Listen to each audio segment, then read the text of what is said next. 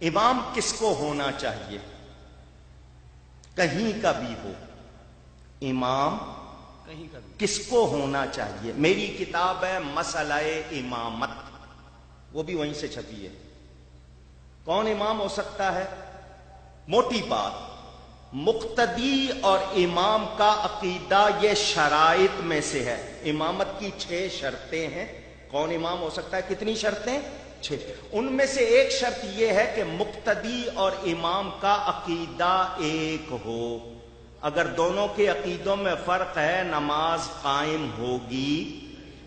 مشکات شریف کی حدیث، مشکات شریف میں حدیث، حضور صلی اللہ علیہ وسلم نے ایک شخص کو دیکھا، اس نے قبلے کی طرف منہ کر کے تھوکا، تھوک پھینکی جس طرف قبلے کی سمت، مثلا اس طرف قبلہ ہے تو اس نے اس طرف منہ کر کے تھوکا۔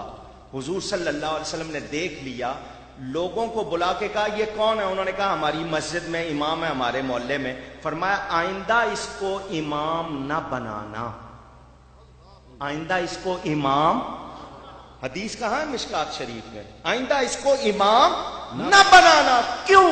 اس نے قبلے کی سمت کی تعظیم نہیں کی، قبلے کی نہیں، قبلے کی جس طرف قبلہ ہے اس سمت، کچھ لوگ سمت بولتے ہیں، اس سمت کی تعظیم نہیں کی، لہذا یہ امامت کے لائق نہیں۔ یقیناً وہ صحابی ہوگا، حضور صلی اللہ علیہ وسلم کے سامنے جو ہے صحابی ہوگا، مسلمان، اس نے توبہ کی ہوگی، معافی ملی ہوگی، مگر قانون کیا بن گیا؟ جو قبلے کی سمت کی تعظیم نہیں کرتا وہ امامت کے لائق اونچی۔ مجھے ایک سوال کا جواب دینا، قبلہ یا اس کی سمت افضل ہے یا میرا نبی افضل ہے؟ اونچی، سب کا جواب چاہیے، میرا کہنا نہیں، صحیح حدیث ہے، حضور صلی اللہ علیہ وسلم نے غلاف کعبہ تھاما اور کہا اے کعبے تو مجھے بہت پیارا ہے، مگر مجھے قسم ہے اس ذات کی جس نے مجھے حق کے ساتھ بھیجا، جس کے قبضہ قدرت میں میری جان ہے، مرد مومن کی عزت اللہ کے نزدیک تجھ سے بھی زیادہ ہے۔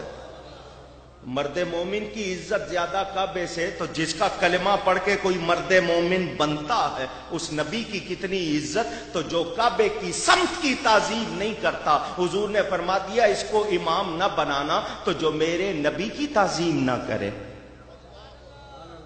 اونچی، وہ کہیں بھی امام لگ جائے وہ امامت کے لائق اونچی، اس کے پیچھے نماز پڑھنی۔ آپ کہیں گے کہ جائز ہے یا دوہرا لیں؟ آپ تو یہ پوچھیں گے میں جس قسم کا سنی ہوں، مجھ سے یہ پوچھو کہ بد عقیدہ کے پیچھے نماز پڑھنے سے گناہ کتنا ہوگا؟ اللہ، مجھ سے یہ پوچھو، یہ نہ پوچھو کہ ہو جائے گی یا نہیں، یہ پوچھو کہ اس کے پیچھے نماز پڑھنے پہ عذاب کتنا ہوگا۔ کیوں کہ جب آپ کہو گے پیچھے اس امام کے، تو جو نبی کا گستاخ ہے اس کو امام کہنا اللہ کو دکھ دینا ہے یا نہیں؟ اونچی، تو جو اللہ اور اس کے رسول کو دکھ دے ہم اس کو امام بنائیں گے؟ ہمارا امام کون ہے؟ جو نبی کا غلام ہے۔ جو نبی کا غلام نہیں وہ ہمارا امام